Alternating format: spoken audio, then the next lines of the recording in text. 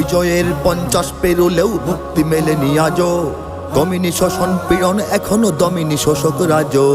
হে তরুণ তুমি ঘুমিও না, শেষ হয়নি তোমার কাজও।